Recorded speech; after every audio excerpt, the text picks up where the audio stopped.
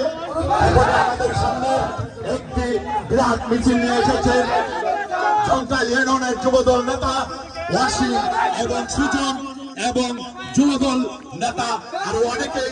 তাদেরকে জানাচ্ছি সন্ত্রাস ইউনিয়নের পক্ষ থেকে প্রাণঢাল অভিনন্দন এবং শুভেচ্ছা। তাদেরকে প্রাণঢাল অভিনন্দন এবং শুভেচ্ছা।